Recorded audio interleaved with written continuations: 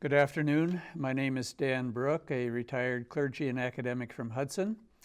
We're excited today to share with you another episode of Conversations with Clergy. If you've seen these before, you know that one of the reasons we like to do this is not only to introduce you to clergy in Hudson, in the greater Hudson area, but to remind you that the role of religion in our society is a very important role.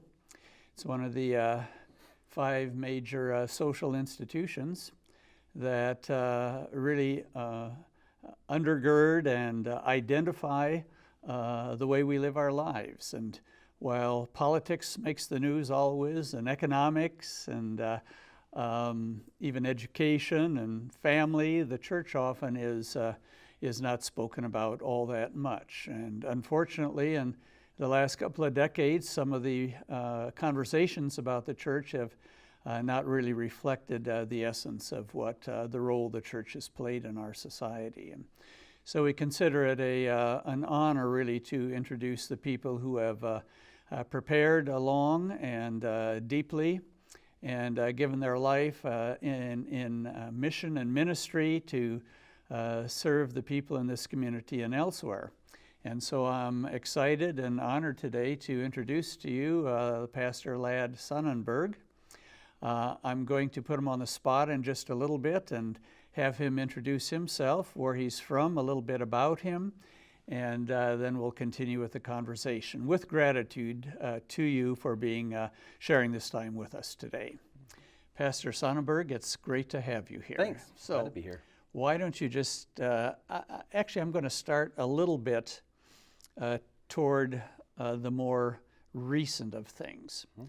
You know, there are all sorts of ordained people in our culture. Some follow one route, some follow the other route. For a Lutheran pastor, what is the typical route you take? I shouldn't say typical. How much education is required for you to be a Lutheran pastor? Well, they require you to have 4 years of an undergrad degree in whatever area you see fit. And then there's a 4-year master's program. They call it the Master's of Divinity, which 3 of those years you're in biblical studies and so on, but then 1 year is an internship experience at a church where you work full-time under supervision of another pastor. So you can kind of get that in the context feel and helps shape and guide you as you eventually graduate and take a call to a congregation. So you spent 8 years to take a role that has decreasing public interest and support at a salary that's half of what you could make in the real world. Why in the world would you want to do that? I believe it comes down to it's a calling. It's where you feel that, and we all have callings in different areas. We have people feel called to be doctors. They feel called to be teachers. They feel called to be lawyers. It's that place where you feel that you have a gift and ability and God desires to use it. And ministry is just that for me. I've done many things, from construction to being in the Air National Guard to farming, and I loved all of them, but this was truly that place that both the ability and God's calling for me personally meshed together. And you know, I always joke that I know it's the right spot because in the midst of it, there are times that I just want to throw my hat down and walk away, but at that moment, God gives me that grace to just keep on going. And those are those affirmations for me to know that this is the place for me to be. Well, now that the people who are watching have a little bit of a clue to the kind of person you are, we ought to maybe let you tell them where you are serving right now and how you got here. Yeah. Well, I got here by walking just across the street, just actually the parking lot. I'm at Bethel Lutheran Church here in Hudson, Wisconsin. I am actually the pastor of youth and family ministries. So I'm one of 3 pastors. We have Pastor John Lestock and Pastor Chris Kurzieski, who Pastor John's the lead. Pastor Chris oversees the adult ministries, and I do everything else. So I have a staff of 4 people that work with me. I have a children's director, middle school director, a high school director, and a communications director. So they're really the ones that are in the ground running, and I work and help them and encourage them and dream with them, as well as I oversee traditional pastoral duties of preaching and weddings and funerals and counseling and so on, so on, so on. So, how many years have you been in things connected with youth ministry?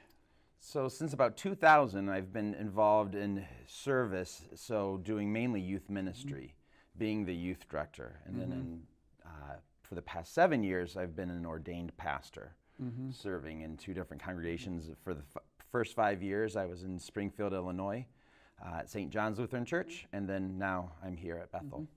So you've essentially, and I don't mean to in any way suggest you're getting old or anything, but you've actually been in ministry almost a generation already. Yeah. So my question is, have you seen any generational shifts taking place? I mean, the kids 18 years ago when you started, how are they different from the kids today? Yeah, I've been in multiple scenarios. So I've served a church in Columbus, Ohio when I was getting my undergrad at The Ohio State University, to put that plug in. But where is that a decent school? It's Anybody average, above average, as some people would say. And then I was at a Presbyterian church there. I was in North Carolina, in Sanford. I was working at an Episcopal church. I was also did some work with my dad's church in Toledo, Ohio. He's a former retired pastor. And so in all those contexts, there's a difference from the communal environment. So when I was serving in Springfield, Illinois, there's different challenges and struggles you find in that community. And when I moved here to Hudson, I'm only 3 years different in time frame, but there's different challenges. So one of the challenges here in Hudson is traveling sports. And in Springfield, Illinois, that existed, but it wasn't as much of a challenge. And so it's one of those aspects that it's not always that these 18 years or whatsoever has changed people.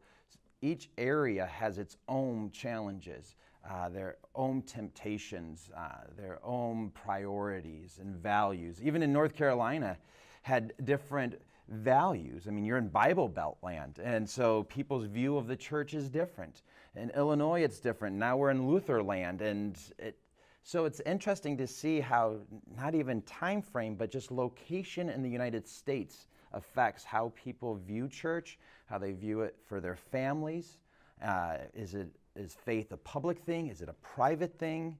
So that's kind of what I've really noticed is you always have some of the same issues, but every place, every state that I've been in has something different that you kind of, when I was in Arizona, they had their own challenges of, you experienced a lot of people in Arizona there that, didn't have that grandparent aspect. They were, because their grandparents lived somewhere different. And so that's one of the challenges, is every place is different. And what is the largest challenge, would you say, in Hudson? Wow, I think there's 2 challenges, especially in the world of youth ministry, which are good challenges, but yet still challenges. And it's really the challenge is what seeks one's attention. The demands of school and educational, from homework to tests and everything, that's a big challenge. A lot of youth struggle with, do I go to youth group or do I get my homework done? The other one is sports. The flexibility of sports, of saying, can I go on this retreat or do I go to practice? And that risk and that competition of, if I don't go to practice, I might not play. And so that's really where the struggle is we have right now, is trying to reshape the story, of figuring out how do we do ministry in today's context, and not say it has to look like it did 20 years ago, but how do we work with where we are now and begin conversations. 20 years ago, I was a clergy here in Hudson, and it was just the beginning of the change. There was still a night set aside for church functions. Sports didn't always win out. Homework wasn't, or the expectations, I think, weren't different. And At the time, the local pastors got together, expressed some concerns about it, did some talking about it, none of which seems to have much impact. Yeah. And so we are where we are today. So how do you handle something like that when, in fact, if it's a contest between church and sports, the odds are pretty good church isn't going to win? Yeah. I will say we have some remarkable families where parents will stand up. Perfect example, I just took a group to the Boundary Waters, and two of the individuals had an obligation, a school-related obligation. And finally, the parents with their youth just informed the person in charge, no, this is important to us. That's one of the biggest powerhouses there is. The pastors can be that squeaky wheel, but eventually you get used to the squeaky wheel. I've seen the changes when individuals step up and parents step up and say, no, this isn't right. But there's a risk that they take, and so I commend them for that risk. I would also say in the midst of it, one of the ways we deal with it is we try to be flexible. We try to always remember, what is our long-term goal? You know, for us, our long-term goal is that every family, every youth, every individual knows the love God has for them and has set them free to share that love. That's our end goal. And sometimes the hard work is to try to figure out how people get to that goal. And sometimes it looks different for different people. And it's therefore saying it's not always going to look this way. And so it gets messy. There's a lot of gray in the area of how that comes forth. But that is today's society. That's what Jesus dealt with throughout his whole 30 years of walking this earth. Is he realized it's not black and white. It's gray. It's not just making people try to figure out they should follow you. It's helping people experience what it is. And that's what we do. We work with our families. We work with our youth. We encourage them to speak out, you know, because this isn't going to stop when they leave school. It's going to be in the workplace. It's going to be in their communities. So we want to help equip them to be able to take a stand for what they believe in. But we also want to help them realize that we can do things in multiple ways. There's not just one way to do this. Do you have a working relationship with the other youth staff of community churches? So there is a group of the youth workers here in Hudson that get together every other month. They traditionally work with what they call the Moonlight Mystery Madness, which is for the middle schoolers, and then there's the baccalaureate. And those are kind of their two main programs that they work together on, so it's an inter-church activity. Then now we're starting to try to figure out, how do we start to connect the youth directors outside of that to support each other, to have conversation, to pray, because we're all on the same goal. You know, none of us want to be steep sheelers. We want to encourage each other. And sometimes we just want to know where our youth are. And if they're at your church, great, as long as they're somewhere. That is the most important part. There's also, for me, I meet with HAMA, which is the Hudson Area Ministerial Association, so I kind of get both groups.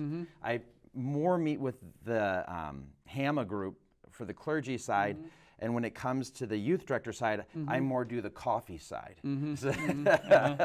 And my youth staff, they're the ones that attend those meetings for the youth directors. You mentioned recognizing that the world isn't all black and white. There's a lot of gray, and a part of your ministry is helping people deal with the gray.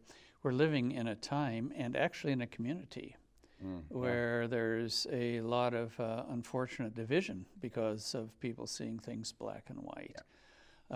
Has that affected your ministry? Are you doing anything in the ministry to approach some of those problems, or?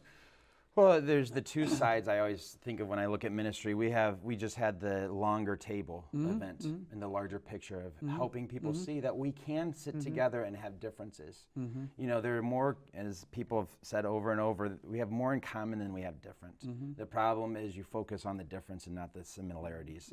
And so, you know, supporting and promoting activities like that, I think, are crucial, and being partners in it. Even if you don't disagree with the other people that are helping plan it, you know, we're bigger than that. God's created us to be made in his image and live like him, and that's what he also personified. When it comes to youth ministry, we bring up these topics.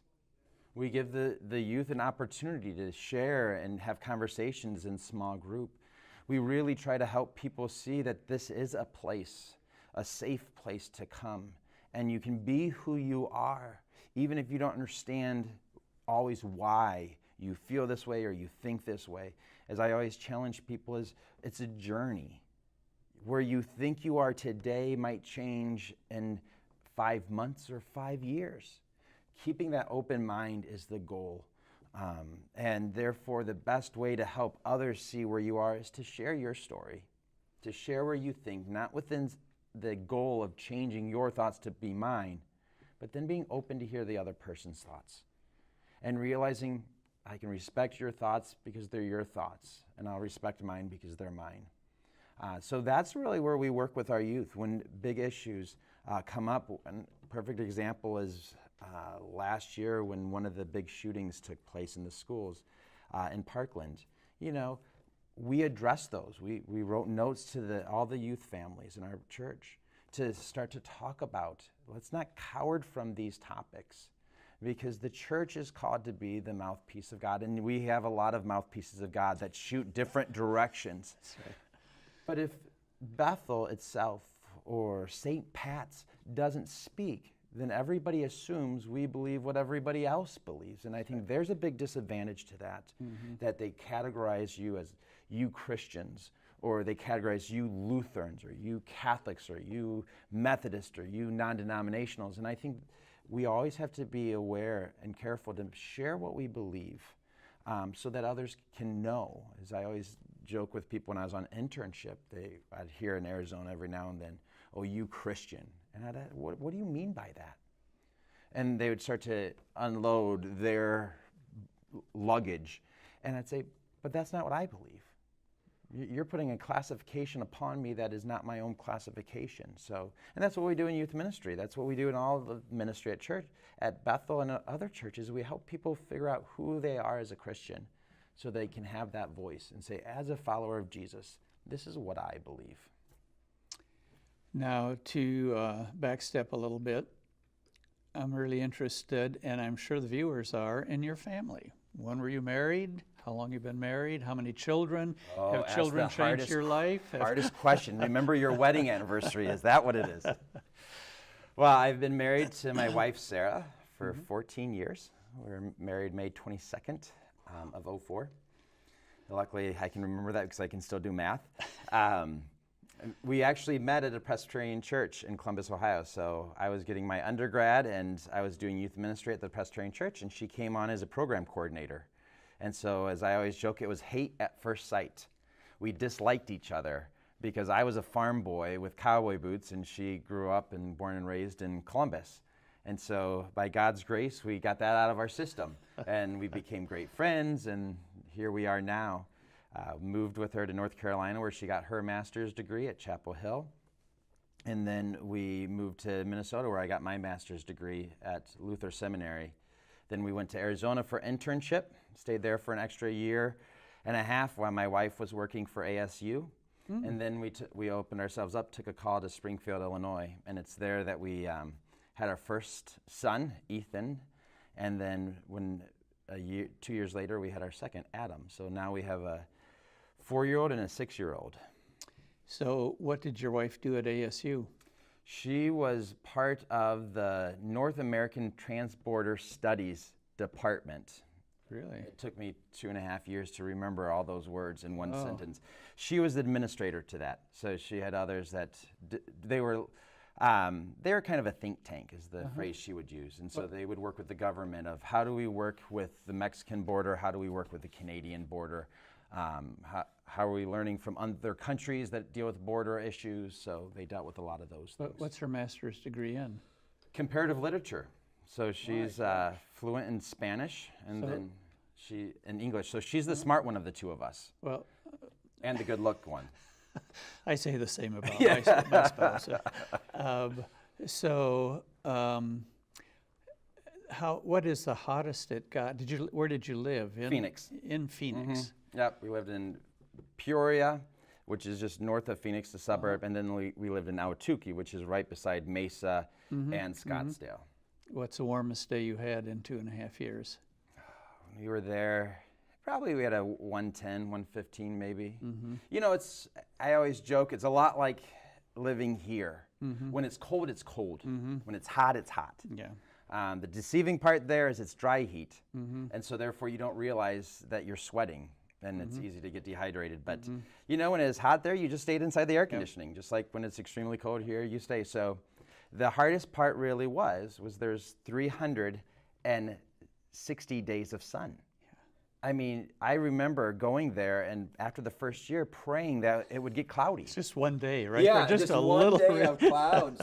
And you know, you live in the Midwest or whatever, and you pray for one day of sun. And so, yeah.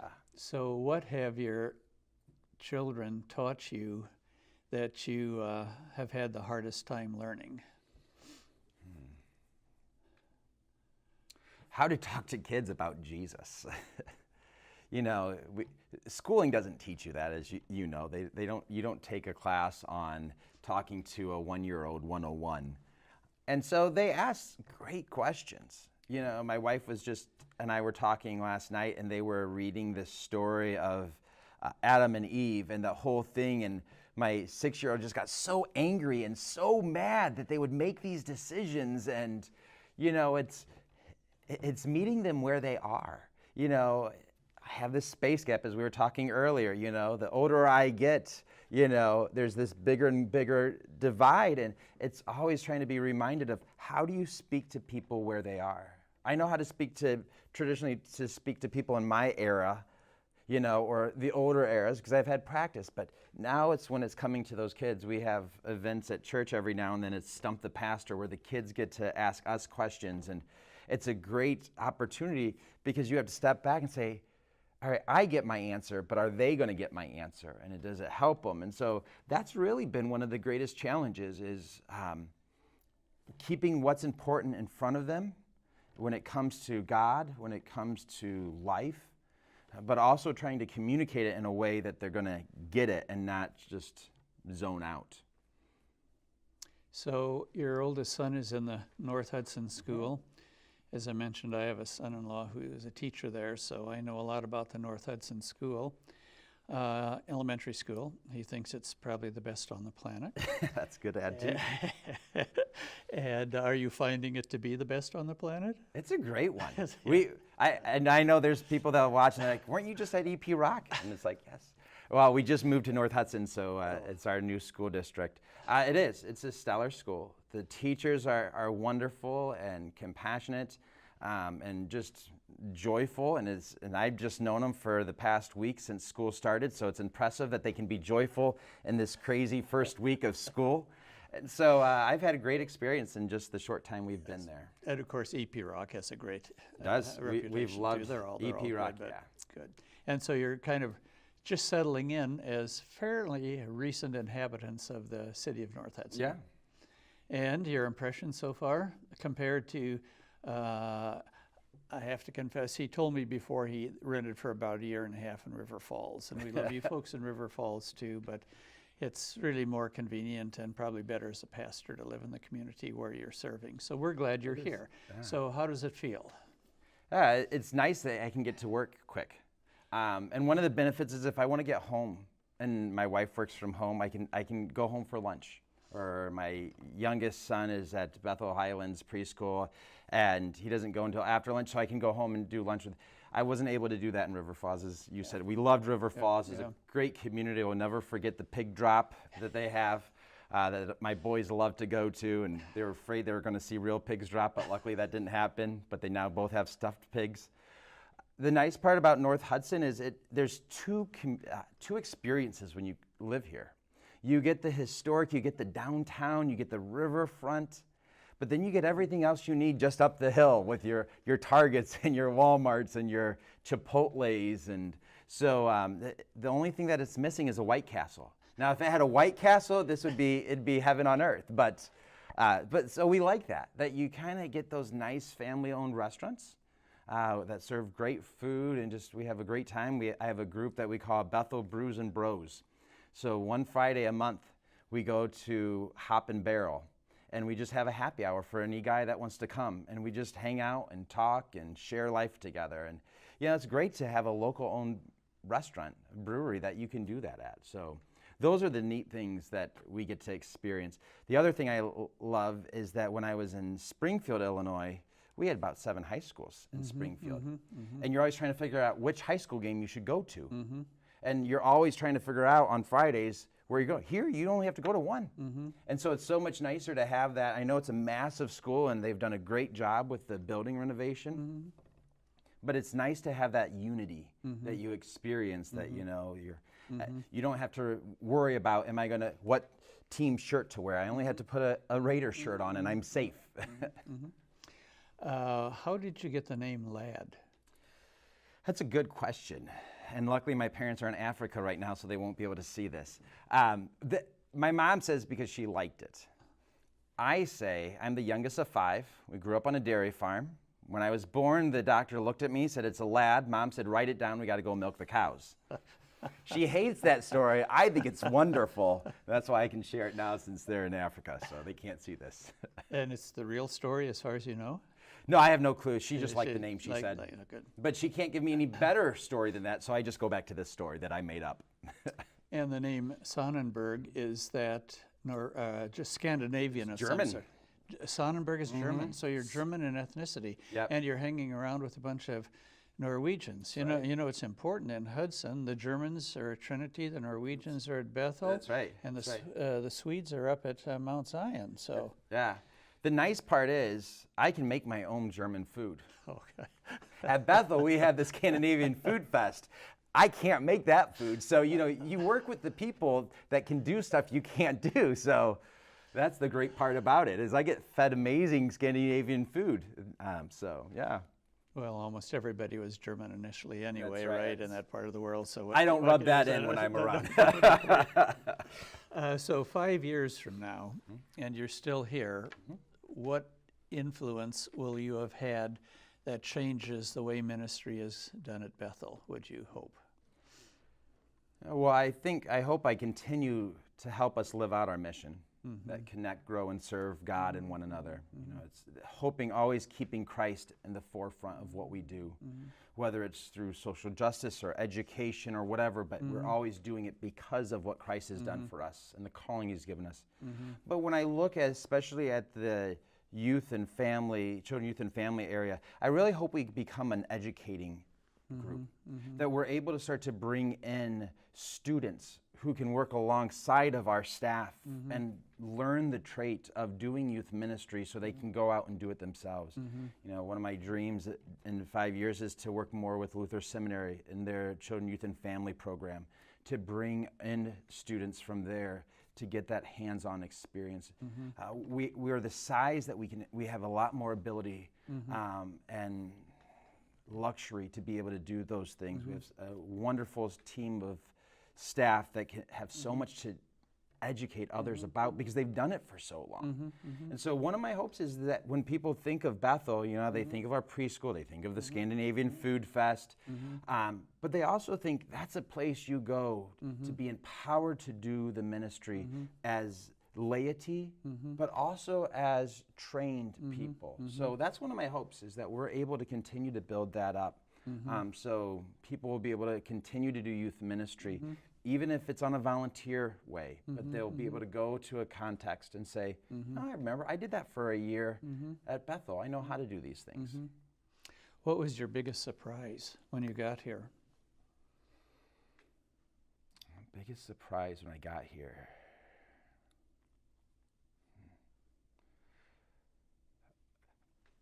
Cultural difference again. Even from Springfield. Yeah, Springfield is, you know, as many people forget, is still the capital of Illinois, even though Chicago exists. And so being that, you have a lot of transient communities. You had a lot of different schools that you fed into. You truly get a different socioeconomical status of people. You get a diversity, and I know that still exists here at Hudson, but it's heavier on the middle upper realm. And so I think that was one of the affluencies is different here. And also, you know, we are in Luther land, and so you kind of have this, it's neat that there's just this more more people are bought into the church, the importance that it is for families, that your kids go through Wednesday programming, that you as a parent help volunteer and be a part of it. Those are the things that, as I saw, we do our VBS program, and we have over 130 volunteers. You know, we have Wednesday night programming, and we probably have over 60, 70 volunteers. And so it's so neat to see the community that really wraps their arms around it. And so that's been a neat, good, surprising thing. Has your spouse adjusted to the new location? She has. She enjoys it. We like where we physically live. It's a nice area of North Hudson. We call it North Hudson. And so we like it, and I have a brother that lives in Shakopee, and he has 2 little girls, so we're able to get together with them, and I have some aunt and uncles that live in the city. So before living in Springfield, we weren't close to our immediate family. They all lived 6 hours plus away. So moving here, you know, we're just less than an hour to go see my brother and his family. So it's really great for that reason. And it's only 7 miles to the closest White Castle. I know, and now with living up North Hudson, it's even quicker to get to. So still petitioning for a White Castle to come into town, but we'll hold off. I hope you win. There's not many people. I've made many people change their attitude and perspective about me because I love White Castle. How did you ever learn to like White Castle? Not that it has anything to do with the topic, but well, again, White Castle is actually from Columbus, Ohio. Is that the first one was there? Yeah, White Castle used to and solely sold cooking supplies to restaurants. Really? And their demonstration burger is the White Castle. And over time, people kept on saying you should start a restaurant, so they eventually started a fast food restaurant in Columbus, and now it's all over the place. And so that's kind of how it went. So when I was getting my undergrad at Ohio State as a poor college student, I could have multiple hamburgers for just $1. So that's how I ended up enjoying my White Castles. Excuse me. Well, good for you. They are the healthiest burger on the planet. Excuse me, and the best tasting. I agree. And the cheapest. That's right. Now, the one thing I forgot to ask you, what would it be? Be.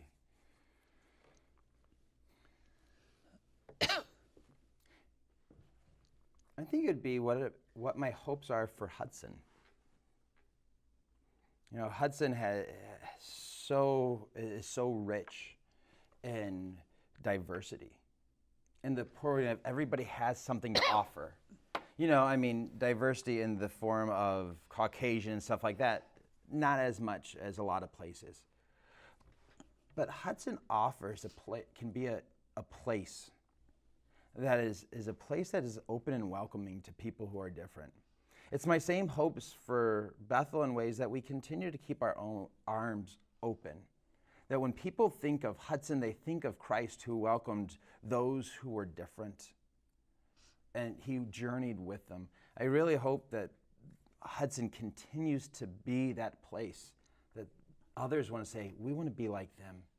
They accepted me for who I was, and they allowed me to belong, and to not just belong, but to contribute, because they saw that everybody has something to share. And I really hope that's what happens. I hope that the churches here in Hudson, which I know desire to, can continue to be a part of that, so that Hudson becomes a place for all people of all different walks of life and backgrounds. So, can you run for mayor while being a pastor? Yeah, I try to stay. I got enough politics in the church, so yeah, it's hardly immune from them. That's for sure. Well, it's been a delight meeting you. Thanks. Again, this is Pastor Ladd Sonnenberg, Bethel Lutheran Church here in Hudson. We're again grateful to you for your presence with us during this time. We encourage you to visit Bethel if it fits into your plans, and if you're already a member of Bethel, keep him on his toes. You know, pastors need to be humble sometimes, and humbled as hard as it is. Although I confess to you, I'm very impressed with your youth pastor, youth, family, and what else? Children, youth, and family. Children, youth, and family. Oh my gosh! You know, they used to say, the role of the church is to hatch, match, and dispatch. Did you ever hear that? No, I might change my title. So you're the hatcher and maybe the matcher, and not right. too much with dispatching yet, but that's a part of it too, isn't it? So we're very grateful for your presence as well as yours. We hope you all have a good day and blessings on your ministry. Thank you so much. Thank you. Bye-bye.